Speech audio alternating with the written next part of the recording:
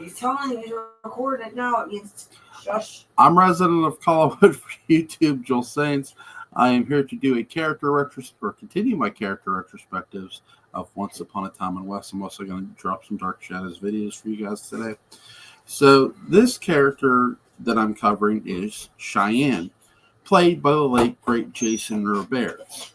Now, he plays an outlaw named Cheyenne, obviously. Outlaws in Westerns worked many ways, fictionally, of course. Now, yes, there were movies based upon real-life outlaws, but this isn't the case here. Cheyenne is not a real-life outlaw. He's not a real-life character. He's a fictional character. He doesn't actually exist.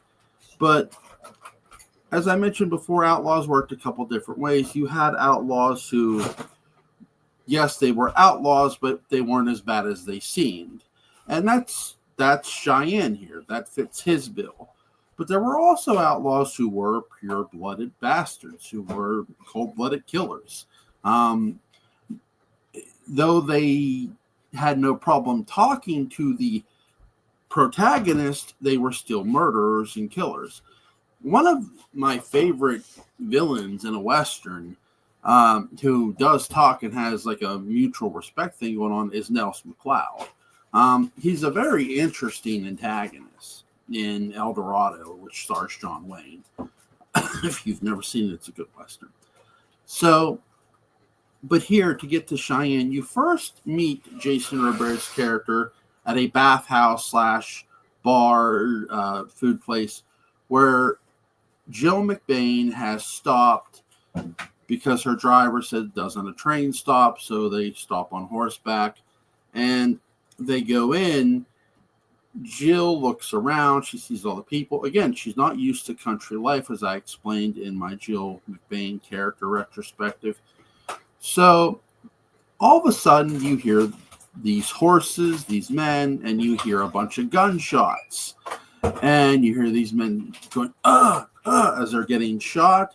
And then after the last man is shot, you hear this ominous music. And again, as I've mentioned in Once Upon a Time in the West, every character had their own theme, and Cheyenne is no different here. He has his own theme as well. And it's one of my favorite themes in the entire movie.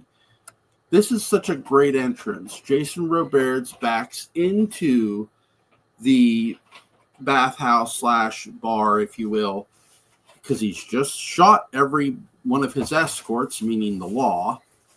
He says, or bounty hunters, if you will. I'd like to think these are bounty hunters more so than lawmen, though you don't actually see the lawmen or them get shot. You just hear this happen. And Jason Roberts turns around and you see his face. And what an entrance. He's looking around the room. It's such a great scene if you've never seen this movie. And he gets up to the bar and he says, jug. And he drinks from the jug. And that's when you hear some music from a harmonica. And this is where Cheyenne and harmonica meet. And I love the interaction here. Jason Roberts' Cheyenne takes a lantern and he swings it toward harmonica, revealing harmonica's face. This is a great shot and scene by director Sergio Leone. And you see Charles Bronson's harmonica playing the harmonica, and Cheyenne points to the gun. He goes, you know how to blow music from that? Pointing at the gun. But I love what he does too when he goes toward him. He slowly pulls the gun away from harmonica that's laying on the table. And he says, tell me, do you only know how to play or do you know how to shoot too? And he frisbees the gun across the table at harmonica. It's a great interaction between two really interesting characters.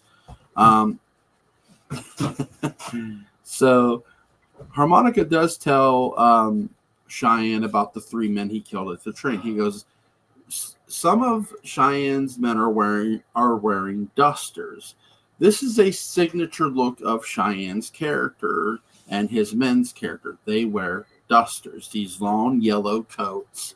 If you don't know what a duster is a long yellow coat that would go past your ass. It was very long. It would come down to your legs, in fact, a little past your legs. Again, it's a very long coat. So, and it's often yellow or brown, if you will, brownish yellow. So Harmonica explains when Harmonica sees the dusters, he grabs one of the dusters, and Cheyenne's men look at Cheyenne, and Cheyenne says to Harmonica, "Are you interested in fashions, Harmonica?" And Harmonica explains to Cheyenne, I met 3 of these dusters a short while ago. They were waiting on a train. Inside the dusters were 3 men. Inside the men were 3 bullets, meaning Harmonica killed the 3 men. And he did. You actually get to see, this is something you get to see Harmonica do at the beginning of the movie. Cheyenne says that's a crazy story for 2 reasons. Number one, the only people who got the guts to wear those dusters are Cheyenne's men, meaning my men wear those dusters, no one else. He doesn't, because if anybody were to wear those dusters, he would shoot them, and that's what he's implying. Number 2, Cheyenne's men don't get killed. This is obviously an absurd claim by Jason Robert's character, but you love it all the same. And I love the Senate line here. He says, so you can, Harmonica says, so you can count all the way up to 2, because he said 2 reasons. And Cheyenne says, I can count all the way up to 6 if I have to. And he has his gun out, and again, 6 bullets. And Harmonica turns and he starts playing his harmonica. And Cheyenne says, yeah, play harmonica so you can't bullshit. Only watch those false notes. And what does Harmonica do? He intentionally plays a false note, like so. It's a great interaction between 2 legendary actors in Charles Bronson's harmonica and Jason Robert's Cheyenne. This is not going to be the last time Jill sees Cheyenne. What Cheyenne doesn't know is he's been framed for murder. The murder of the McBain family, Jill's family, who is to be Jill's family, to live with. She married Brett McBain a month ago, and she was coming to live with him and his family, unbeknownst to her. Again, they were murdered, as I mentioned in my Jill McBain character retrospective. But Cheyenne was pinned for this. He was framed for this. So as Jill's at the house, she spends the night there. Come morning, she's getting ready to leave. She has looked all over that house for the reason of why somebody would murder 4 innocent people. And she opens the door, and she's shocked and kind of like not expecting who's standing there. And when the camera turns, you see that it is Jason Robert's Cheyenne. And he comes in, and he says, so this here's where I'm supposed to do all the killing. Doesn't seem the place is worth a shit. This is to let now the audience knows that it's not Cheyenne, that it wasn't Cheyenne. We all know who killed the McBains. What I like here is this is strictly for Jill's benefit, and I love the writing here.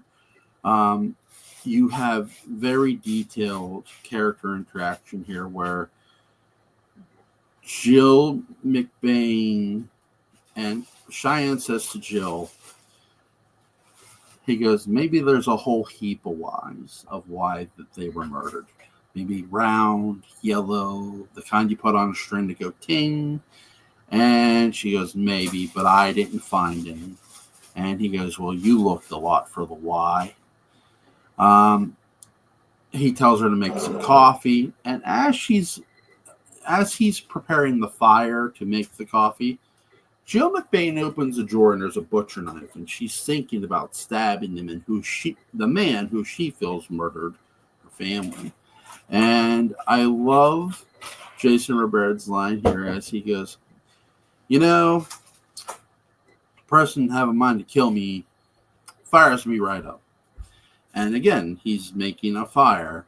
And as he's talking, this fire is stoking. It's getting higher. And he goes, and a fired up Cheyenne ain't a pretty thing to see, especially for a lady.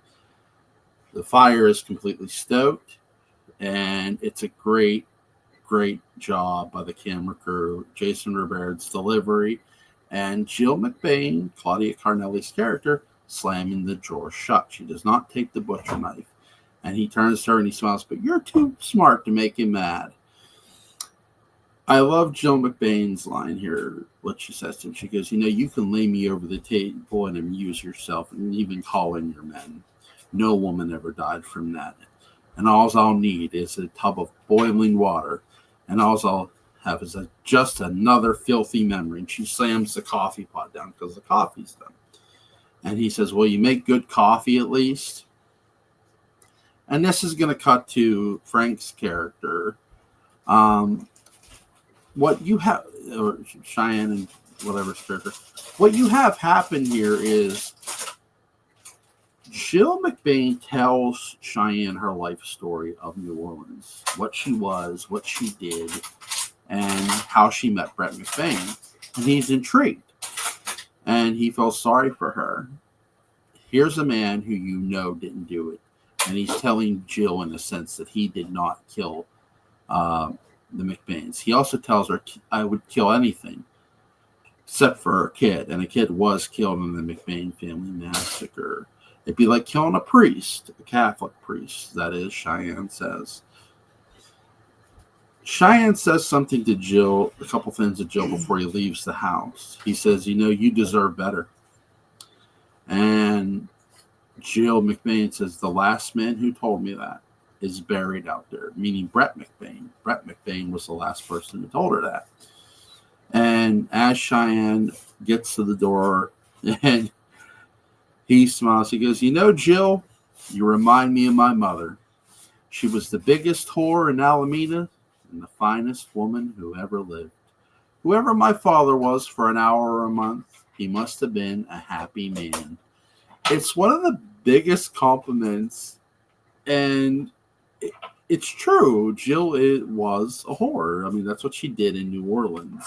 That's how Brett McBain met her. Cheyenne does get action eventually. He actually comes back to try to save Jill, but Harmonica's already did the job, and I love Cheyenne's verbiage here. What he says, he can not only play, he can shoot too, meaning harmonica. Cheyenne hides underneath Frank's train as harmonica is captured, and there's a man who's about to get shot who's been pushed out the train. That's one of Frank's henchmen. And Cheyenne goes, shh, because he sees Cheyenne, and he stands up and he gets shot. Jason Robert's line is, I told you to be quiet. And Jason Roberts gets to do some cool stunt work here. You get to see him hang upside down and shoot people from the rooftop of the moving train. He actually gets to go into the bathroom, use it, comes out and shoots people. So you have a team up here of Harmonica and Cheyenne.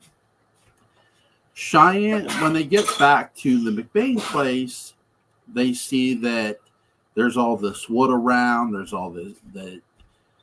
And Harmonica explains that in very small print and detail that Brett McBain bought this land because he knew the train would move through it.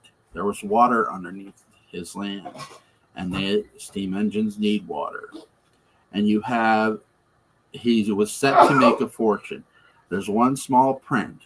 If the railroad reaches this point before the station is built, the rights go back to the railroad, and Brett McBain loses all rights. So Cheyenne tells his men to start building the station, and he wants her to see this station. He says it'll be the first thing when she gets back. And Harmonica's concerned because Harmonica knows who has Jill, and it's the villainous Frank. And Harmonica's line is, if she gets back. She does make it back, spoiler alert, but I'll get into why there's a deal made to have an auction. And there is an auction. Jill is going to sell to Frank to give the land to Frank, and they're lowballing the offer. And all of a sudden, Harmonica makes a big offer. And he said, and the sheriff said, did you say this much money? It's a lot of money. I can't remember the exact amount. And here comes Cheyenne, because it's the reward for Cheyenne. He's an outlaw. And he goes, the reward on this man is this much. And Cheyenne goes, Judas was content, meaning Judas, who betrayed Christ, was content with whatever, how many dollars less. And Harmonica goes, there were no dollars in them days. And Cheyenne, the sons of bitches, yeah. They're walking Cheyenne to the train instead of to the jail. And I love Jason Robards' good line of, hey, wait a second, the jail's that way. Yeah, Cheyenne, we're not sending you to the jail here. We're sending you to Yuma. They got more bars, more guards. You'll love it there in so many years. But Harmonica has a plan. His men are going to catch the train with the lawmen, and there's going to be one hell of a shootout. That's the thing. You don't get to see this shootout. There are things in Once Upon a Time in the West you don't get to see. This, unfortunately, in that sequence is where Cheyenne is going to get gut shot.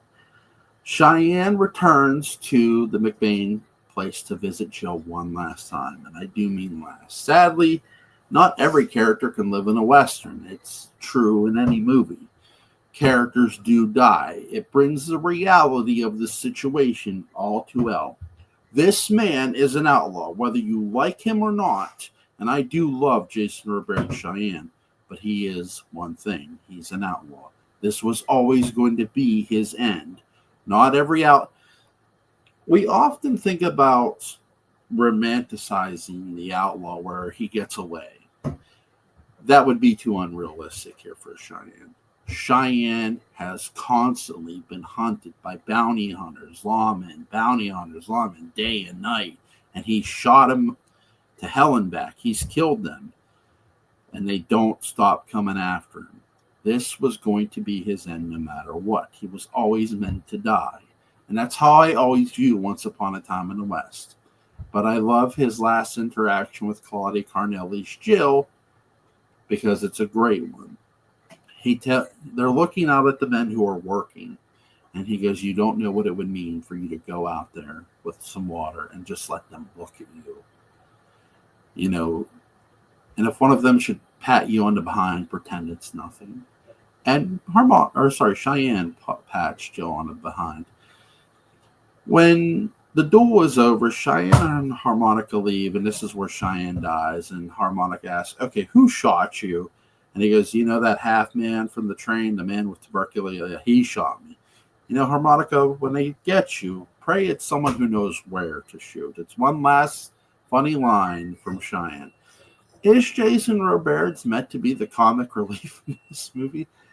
I don't think he's meant to be, but he delivers some lines that are just absolutely funny, and the timing of them are great. Jason Robards was a great actor. He had such great timing. If you've ever seen 1,000 Clowns, Quick Change, he just had such great timing in all his movies. He was in the movie Philadelphia. He made a brief appearance in the movie Crimson Tide, more of a cameo appearance, really. But he's been in some movies, and this is one of my favorites, obviously. If you take away anything from this, because when characters get killed off, it is often sad that it depends on the character. I've mentioned Outlaw. Harmonica lives, Jill lives, and in many ways, what really Cheyenne's death really represents is this movie in a way. There's a conversation between Harmonica and Frank I want to get to here briefly in this. Henry Fonda's Frank says, nothing matters now, not the money, not the woman. And Harmonica says to me, so you learn you're not a businessman after all. And Fonda's Frank says, nope, just a man. Harmonica says, an ancient race. And he looks at the people around, and the railroad tracks are coming up. He goes, and the Mortensons will be along to kill it off. What Harmonica's meaning here, and this is really significance of Cheyenne's death later, their way of life is ending. It's coming to an end. It's over pretty much. There's going to be no more men like us, like a Harmonica, like a Cheyenne. And really, Cheyenne's death is the exclamation mark of that. Here's a outlaw, a famous fictional outlaw who gets a bullet in the end. It may have not been from a lawman, but it was from a man nonetheless.